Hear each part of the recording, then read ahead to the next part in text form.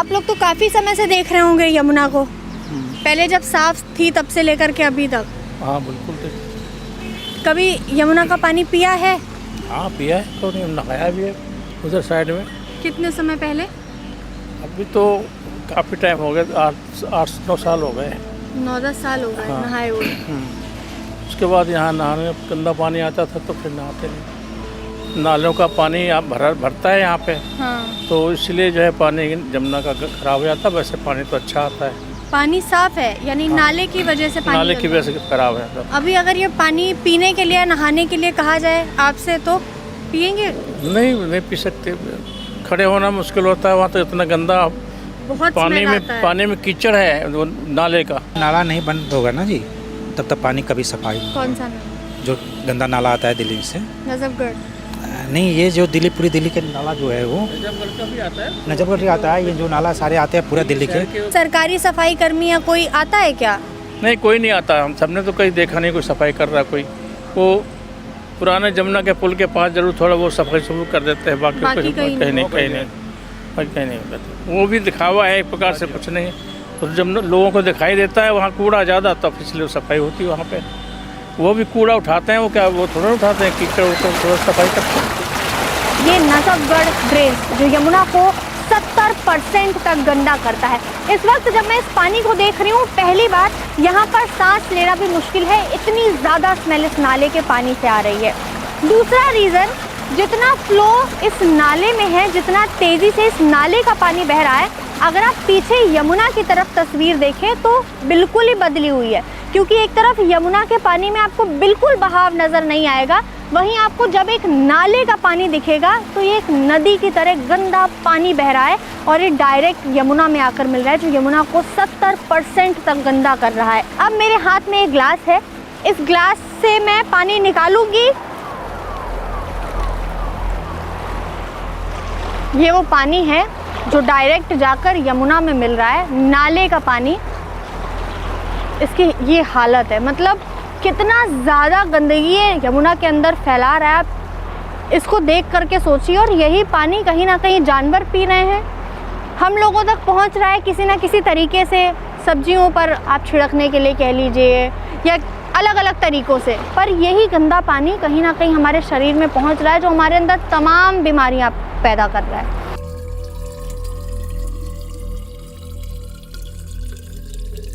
ये पानी मैंने पल्ला विलेज के यमुना रिवर से लिया था, जैसे ही यमुना दिल्ली में एंटर करती है, और ये पानी उस वक्त मुझे काफ़ी गंदा लग रहा था। मैंने बोला कि ये पानी साफ़ नहीं है। उसके बाद हम आए वज़ीराबाद बैराज और हमने यहाँ के पानी का थोड़ा सा सैंपल लिया। डिफरेंस दिख रहा है आपको? ये पानी जो उस वक्त मुझे गंदा लग रहा था और ये इस वक्त का पानी है जो वज़ीराबाद बैराज के बाद का पानी है, यानी जब एंटर कर जाती है यमुना दिल्ली में, उसके बाद ये हाल है पानी का। और जब वज़ीराबाद बैराज के बाद जहाँ पर नजफगढ़ नाला मिलता है यमुना नदी से, उस समय पर पानी की ये हालत है। इस पानी को छूना तो दूर की बात है, इस पानी में से इतनी बदबू आ रही है कि कोई अगर गलती से भी इस पानी को टच कर लेगा तो उसको या तो कुछ एलर्जी होगी, या फिर उसको बीमारी या स्किन डिजीज़ अगर है तो बिल्कुल भी किसी भी हाल में इस पानी को नहीं छू सकता।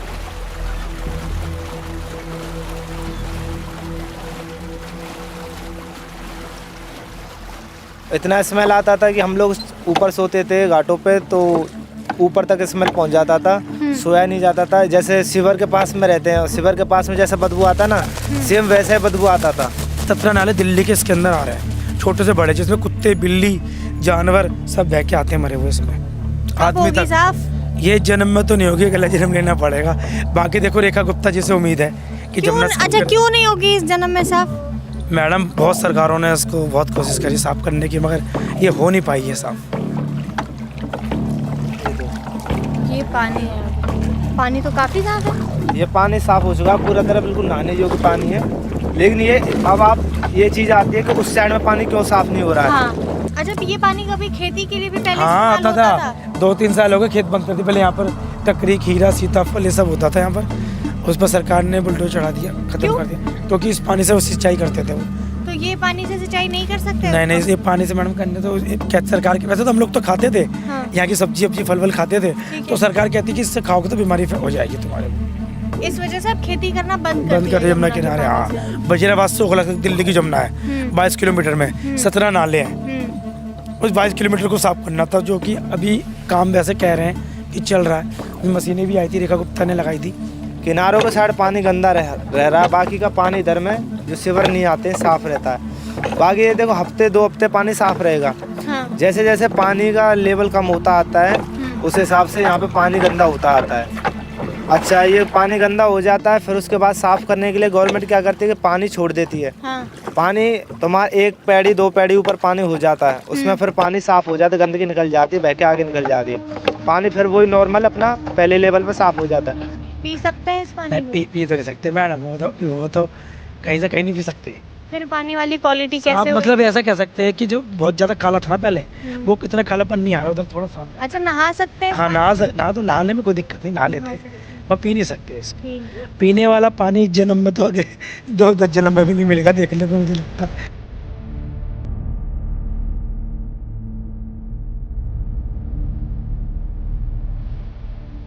ये है कालिंदी कुंज में यमुना का हाल। हर साल यहाँ पर इसी तरीके से अक्टूबर से लेकर के नवंबर के महीने में पूरी यमुना में झाग भर जाती है।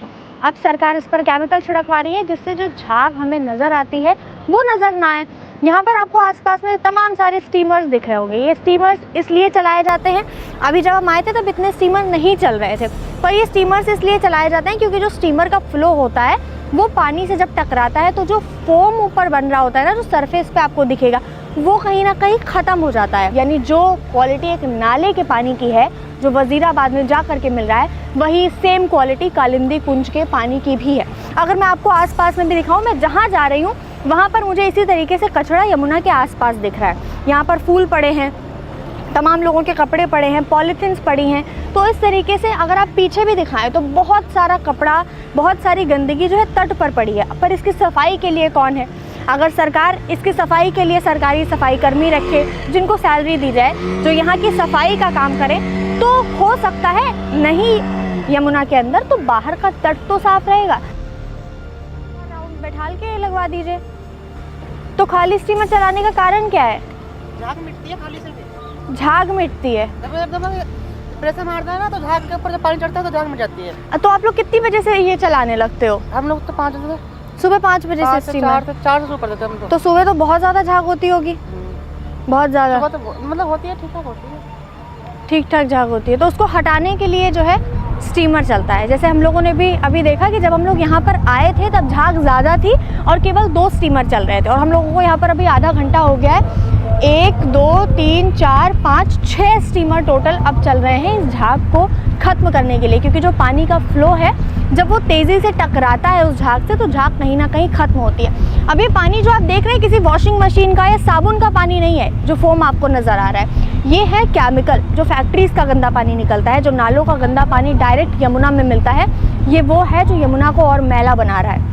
90 से ज़्यादा ऐसे नाले हैं जो डायरेक्ट यमुना में मिलते हैं, और दिल्ली में जो 56 किलोमीटर का यमुना का स्ट्रेच है वो यमुना को लगभग 70, पूरी यमुना को लगभग 70% तक गंदा करता है। अगर आप दिल्ली में बाकी जगह की यमुना को देखें तो वहाँ पर आपको इस तरीके का फोम नहीं मिलता है, लेकिन सिर्फ कालिंदी कुंज यानी ओखला बैराज के बाद का जो एरिया है वहाँ पर आपको ये फोम यानी झाग का फॉर्मेशन दिखेगा। इसके 4 बड़े कारण हैं। एक सबसे बड़ा कारण है साउथ वेस्ट यानी ओखला की तरफ से जो सीवर ड्रेन्स आते हैं उनमें डिटर्जेंट होता है, उनमें सोप होता है, जिसकी वजह से फॉस्फोरस की मात्रा बहुत ज़्यादा होती है पानी में, और पानी बहुत ज़्यादा गंदा होता है, जिसमें डिटर्जेंट होता है, जिसमें सोप होता है, जिसकी वजह से फोम लगातार इसमें बनता रहता है। दूसरा कारण ये है कि ठंड में पानी का जो टेम्परेचर है वो लो होता है, और जो बैराज से पानी गिरता है उसका टेम्परेचर भी हाई होता है, उसकी स्पीड भी हाई होती है, जिसकी वजह से फोम का बहुत आसान हो जाता है इस पानी के ऊपर स्टेबल रहना। ये यमुना में फोम जो आपको मेरे पीछे दिख रहा है, अगर आप बाकी दिल्ली में यमुना को देखें और आप यहाँ कालिंदी कुंज यानी ओखला बैराज के बाद में यमुना को देखें तो सिर्फ यहीं पर फोम मिलता है। यहाँ पर फोम बनने के 4 बड़े कारण हैं। एक सबसे बड़ा कारण है साउथ वेस्ट की तरफ से जो डायरेक्ट सीवर ड्रेन्स आकर के यमुना में मिलते हैं वो। इन ड्रेन्स में शैम्पू होता है, डिटर्जेंट होता है, केमिकल वेस्ट होता है, इंडस्ट्रियल वेस्ट होता है, जिसकी वजह से फॉस्फेट की मात्रा बहुत ज़्यादा होती है इस पानी में और इसमें फोम बनता है। दूसरा कारण ये है कि ठंड में जो पानी का टेम्परेचर है वो लो होता है, पानी में ज़्यादा टर्ब्यूलेंस नहीं हो पाता है। लेकिन जो बैराज से पानी गिरता है उसमें हाई टर्ब्यूलेंस होता है, काफ़ी तेज़ी से वो पानी गिरता है जिससे फोम बनता है। और क्योंकि पानी का टेम्परेचर लो होता है तो बहुत ईजिली फोम का इस पानी पर स्टेबल रहना आसान हो जाता है, जिसकी वजह से ये फोम जल्दी हटता नहीं है। कालिंदी कुंज के पास ओखला बैराज है, जिस वजह से हमें बैराज के इस तरफ जो पानी में फोम नज़र आता है वो बैराज के पिछली तरफ नहीं नज़र आएगा, क्योंकि बैराज पानी का फ्लो धीरे कर देता है, जिसकी वजह से यहाँ पर आपको बहुत इजीली फोम बनता हुआ और यहाँ पर स्टेबल नज़र आएगा। चौथा एक सबसे बड़ा कारण जो है वो STPs यानी सीवेज ट्रीटमेंट प्लांट्स का 100% कैपेसिटी पे काम ना करना, क्योंकि जितना भी सीवेज है उसको पूरी तरीके से ट्रीट करके नहीं छोड़ा जा रहा है, यानी जितना गंदा पानी है वो डायरेक्टली यमुना में ड्रेन्स के थ्रू आ रहा है, उसको साफ सफाई करके, यानी एक होता है गंदगी को अलग करके फिर जो पानी बच रहा है उसका यमुना में मिलना, और एक होता है पूरा गंदा पानी जो घरों से निकल रहा है, इंडस्ट्रीज से निकल रहा है, उनका डायरेक्टली इस पानी में, यमुना के पानी में मिल जाना। तो ये STPs का 100% कैपेसिटी पे काम ना करना एक बहुत बड़ा कारण है जिससे यमुना का फोम नहीं जा रहा है। अब मैं आपको ये यमुना का झाग वाला पानी पी करके दिखाती हूँ।